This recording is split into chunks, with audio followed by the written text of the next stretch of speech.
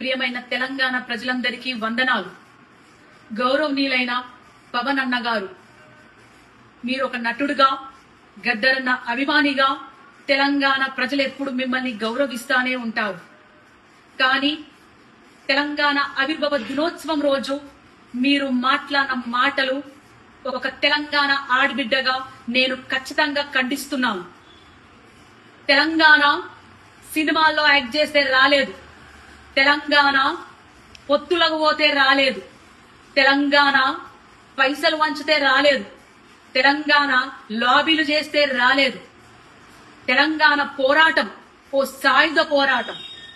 తమ రక్తం చిందించిన గడ్డగా నిలబడ్డ తెలంగాణ బిడ్డల త్యాగాల పోరాటం.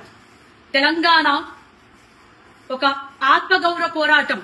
ఎవరిని ఒక బాధ పెట్టకుండా, ఎవరిని హింసించకుండా తమను తాము ఆహుతి చేసుకున్న శ్రీకాంత్ చారియే సాక్ష్యం. తెలంగాణ పోరాటం ఒక సాంస్కృతిక యుద్ధం. పాటలతోని, మాటలతోని ప్రజల్లోకెళ్లి, గడప గడపకెళ్లి ప్రజల్ని చైతన్యవంతం చేసిన పోరాట గాథలున్న చరిత్ర ఈ తెలంగాణ గడ్డ.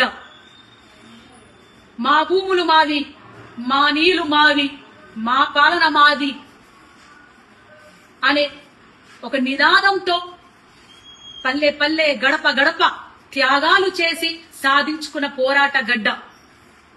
తొలి దశ తెలంగాణ పోరాటంలో 2000 పైన అమరులయ్యారు. అది ఆన్ రికార్డ్. కానీ ఎంతో మంది అడవిలో అన్నలు తెలంగాణ కోసం సపోర్ట్ చేస్తూ వాళ్ళని ఎన్కౌంటర్ చేయించబడ్డారు. అట్లాగే మలిదశ తెలంగాణ ఉద్యమంలో ఎంతో మంది విద్యార్థులు, 1200 మంది విద్యార్థులు అమరులయ్యారు. జేఏసీ ఆధ్వర్యంలో ఎంతో మంది గవర్నమెంట్ ఉద్యోగాలకు తీసేశారు. ఎంతో మంది ఆడబిడ్డలు, తల్లులు తమ కొడుకులని, తమ బిడ్డలని నడవండ్రా బిడ్డ, మన తెలంగాణ మనది, మీరు ముందుకెళ్ళండి, పోరాటంలో భాగం కండి, మేం కుటుంబాలను చూసుకుంటాం అని వీరగాథలు నడిచిన తెలంగాణ మనది. ఎస్, మీరన్నట్టే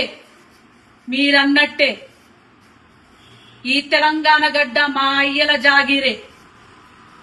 మీరన్నట్టే నిన్న తెలంగాణ గడ్డ మా అయ్యల జాగీరు, ఈ రోజు మా జాగీరు, రేపు మా భావితరాల బిడ్డలు తెలంగాణ వారసులు.